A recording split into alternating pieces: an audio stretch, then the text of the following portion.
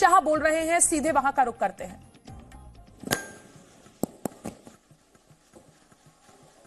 चालू करो भाई माइक।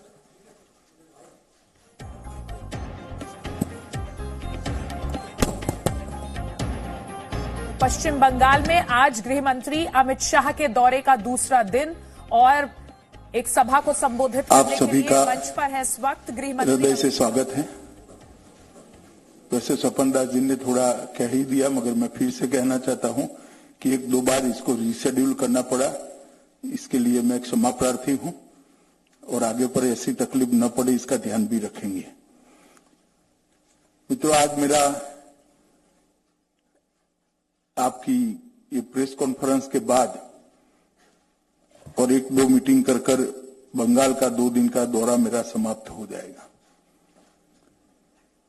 ये 2 दिन में 4 विभागों के भारतीय जनता पार्टी के कार्यकर्ता और अलग अलग समाज के कार्यकर्ताओं को मिलना हुआ।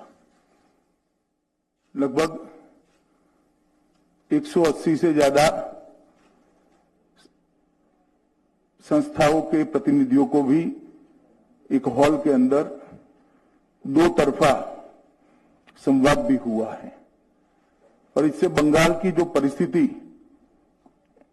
मेरे ध्यान में आई है, मैं इसको आपके सामने रखना चाहता हूं। वैसे भी पार्टी से समय समय पर बंगाल की परिस्थिति के बारे में जानकारी आती ही है। 2010 में बड़े चाव के साथ 11 अप्रैल में मां माटी और मानुष के नारे के साथ बंगाल के अंदर परिवर्तन किया था। बंगाल की जनता के मन में ढेर सारी अपेक्षाएं भी थी, आशाएं भी थी और वो चाहते थे कि उनकी संवेदनाओं को उचित प्रतिसाद मिले, प्रॉपर रिस्पांस मिले। परिवर्तन किया था।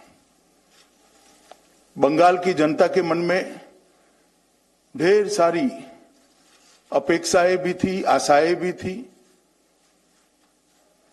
और वो चाहते थे कि उनकी संवेदनाओं को उचित प्रतिसाद मिले,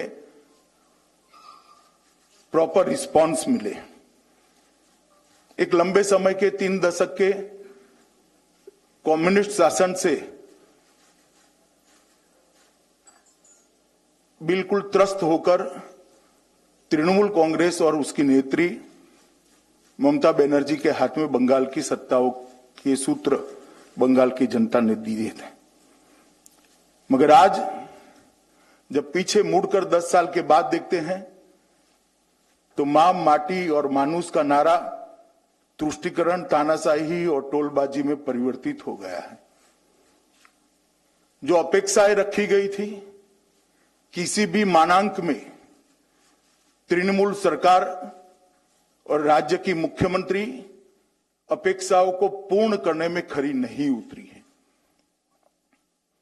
वादे जो हुए वो खोखले साबित हुए और अपेक्षा निराशा में परिवर्तित हुई है और आशा सरकार के प्रति क्रोध और गुस्से में तब्दील हो गई है और जनता में एक अजीब प्रकार का वातावरण देखने को मिलता है। मैं जहां जहां गया सैकड़ों की, हजारों की संख्या में लोग रोड पर आए हुए थे।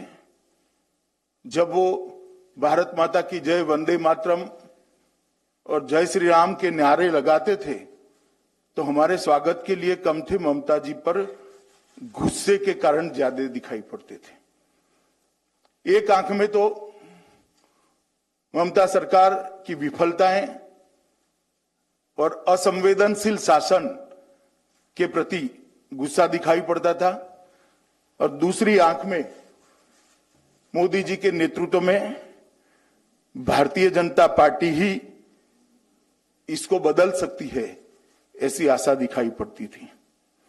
इसका कारण है बीजेपी का एक ट्रैक रिकॉर्ड है। जहां जहां भारतीय जनता पार्टी का शासन रहा, चाहे वो बीमारू राज्य हो, पहले बिहार, राजस्थान, मध्य प्रदेश और छत्तीसगढ़, हमारा शासन आया वहां पर हमने स्थिति को बदला है। गुजरात के अंदर भी स्थिति को अंदर परिवर्तन लाए हैं। देश के अंदर सुशासन का एक नया मार्ग भारतीय जनता पार्टी ने मल्टी पार्टी डेमोक्रेटिक सिस्टम के अंदर सेट किया है। और केंद्र में भी मोदी जी की सरकार बनने के बाद 5 ही साल में लगभग 60 करोड़ गरीबों के जीवन स्तर को ऊपर उठाने का काम भारतीय जनता पार्टी की सरकार ने किया। चाहे धन धन का अकाउंट देना हो, उसको अर्थतंत्र के साथ जोड़ना हो, चाहे घर देना हो, घर के अंदर गैस का सिलेंडर देना हो, बिजली देनी है, शौचालय देना है और अब शुद्ध पीने का पानी देना है। किसानों को हर साल 6,000 रुपया देना और गरीबों को 5 लाख तक की स्वास्थ्य की सुविधाएं देना। एक नया आशा का संचार 60 करोड़ गरीबों के लिए किया है। और मैं बंगाल की जनता को आश्वस्त करने आया हूं कि आपने कांग्रेस को भी एक मौका दिया, कम्युनिस्टों को भी मौके बार बार दिए और 2 बार ममता दीदी को भी दिया। एक मौका मोदी जी के नेतृत्व में भारतीय जनता पार्टी को दे दीजिए। हम 5 साल में सोनार बांग्ला बनाने का आपको वादा करते हैं। हमारा लक्ष्य स्पष्ट है, बंगाल के अंदर विकास हो, देश की सीमाएं सुरक्षित हो, बंगाल के अंदर घुसपैठ रुके। तृणमूल कांग्रेस का एकमात्र लक्ष्य है, दीदी का एकमात्र लक्ष्य है कि अगली टर्म में भतीजे को मुख्यमंत्री बना देना। अब बंगाल की जनता को तय करना है कि परिवारवाद चाहिए या विकासवाद चाहिए। बैड एडमिनिस्ट्रेशन का एक नया सूत्रपात, एक नया अध्याय ममता बनर्जी के नेतृत्व में बना है। उन्होंने एडमिनिस्ट्रेशन का राजनीतिकरण कर दिया है, राजनीति का अपराधीकरण कर दिया है और भ्रष्टाचार को इंस्टीट्यूशनलाइज कर दिया है। और शायद ही कोई राज्य में ये तीनों चीजें हुई होगी। एक भी होती थी तो राज्य के पतन के लिए वो जिम्मेदार होती थी। यहां तीनों की तीनों चीजें बहुत स्किलफुली और बहुत सफल तरीके से ममता जी ने आरोपित करी है, प्रत्यारोपित करी है। मैं फिर से रिपीट करना चाहूंगा, एडमिनिस्ट्रेशन का संपूर्ण राजनीतिकरण करा है, राजनीति का संपूर्ण अपराधीकरण करा है और भ्रष्टाचार को इंस्टीट्यूशनलाइज करने का काम ममता बनर्जी ने किया है। भ्रष्टाचार के उदाहरण मैं देना नहीं चाहता, कई बार मैं बंगाल की जनता और आप लोगों के सामने बोल चुका हूं, पूरी सूची है मेरे पास, आप पूछोगे सवाल में तो बता भी दूंगा। मगर साइक्लोन और कोरोना की महामारी में भी सहायता में भी भ्रष्टाचार करने से तृणमूल की कैडर नहीं चुकी है, पीछे नहीं पड़ी है। ये इसका सबसे निकृष्ट और लेटेस्ट उदाहरण है। तुष्टीकरण से बंगाल की जनता के बहुत बड़े वर्ग के मन में क्या हम सेकंड ग्रेड सिटीजन है, ऐसा असुरक्षा का भाव खड़ा हुआ है। ढेर सारे मामले हैं तुष्टीकरण के, और तुष्टीकरण यहां तक पहुंचा कि एक प्रकार से बंगाल में 3 कानून है, एक अपने भतीजे के लिए, दूसरा अपनी वोट बैंक के लिए और तीसरा आम बंगाली के लिए। शायद ही देश में कोई एक राज्य होगा जहां 3 कानून चलते होंगे। कानून की पुस्तक में तो एक ही कानून है, मगर इंप्लीमेंटेशन के लिए 3 कानून है। भतीजे के लिए अलग है, अपनी वोट बैंक के लिए, वोट बैंक से आप समझ ही रहे हो मैं क्या कह रहा हूं, और बंगाल की जनता के लिए एक अलग कानून है। इस प्रकार का शासन शायद ही हमने देखा है। अभी अभी मैंने देखा ममता दीदी गड्ढे भरने का वादा कर रही है। मेरा उनसे विनम्र सलाह है, मैं आयु में छोटा हूं मगर राजनीति बहुत देखी है मैंने, पूरा देश घुमा हूं, कि दीदी अब गड्ढे भरने से कुछ नहीं होगा, जनता के भरोसे में बड़ा गड्ढा भर गया है, वो 6 माह में कभी भरा नहीं जा सकता। तो अब आप निरर्थक प्रयास रहने दीजिए। महिला सुरक्षा एक महत्वपूर्ण मुद्दा होगा। मैं अभी आया तो उन्होंने कोई और राज्यों के बलात्कार के उदाहरण देकर सोशल मीडिया में कुछ सवाल खड़े किए। मैं आज ममता दीदी को शार्प क्वेश्चन पूछना चाहता हूं कि 2018 के बाद आपने नेशनल क्राइम रिकॉर्ड ब्यूरो को आपके राज्य के बंगाल के गुनाह के आंकड़े, क्राइम का रिकॉर्ड क्यों नहीं भेजा है? क्या छिपाना है आपको और क्यों छिपाना है? देश की जनता, दुनिया और बंगाल की जनता जानना चाहती है कि बंगाल के लॉ एंड ऑर्डर की सिचुएशन क्या है। क्यों आप नेशनल क्राइम रिकॉर्ड ब्यूरो को सब राज्य अपने आंकड़े भेजते हैं? भेजना नहीं चाहती हूं।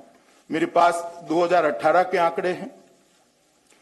तृणमूल कांग्रेस के कार्यकर्ता, चूंकि मैं देश का गृह मंत्री हूं, मुझे पूछते हैं कि भाजपा शासित राज्य में क्या है। इसका जवाब वो राज्य में जाकर हम देंगे, और अगर किसी को चर्चा करनी है तो वो राज्य में हमारे आने के पहले के आंकड़े और आज के आंकड़े ही लेकर मेरा युवा मोर्चा का कार्यकर्ता आ जाए, और ममता दी उनके आने के पहले के और अभी के आंकड़े लेकर बंगाल के आ जाए। हम चर्चा करने के लिए दो हाथ करने के लिए तैयार हैं। मैं कुछ आंकड़े देना चाहता हूं, 2018 के ही है, बाद में देते नहीं है। महिलाओं के खिलाफ अपराध में देश में तीसरे नंबर पर बंगाल रहा। बलात्कार के प्रयास के मामले में देश में नंबर 1 रहा। एसिड अटैक के मामले में देश में नंबर 1 रहा। महिलाओं के गायब होने में देश में दूसरे नंबर पर रहा। गायब महिलाओं को न ढूंढ पाने के मामले में देश में नंबर 1 रहे। और 2018 में महिलाओं के प्रति जो अपराध है उसको सजा कराने का जो दर था वो बंगाल में 5.3% था, जबकि देश में 23% है। क्या ममता दीदी आप जवाब देगी? आप स्वयं एक महिला हो। बंगाल की जनता, बंगाल की महिला क्यों असुरक्षित है? मुझे लगता है मुझे सवाल पूछने की जगह आपको आत्मनिरीक्षण करने की जरूरत है। आज शायद बंगाल राजनीतिक कार्यकर्ताओं की हत्या में देश में सबसे ऊपर है।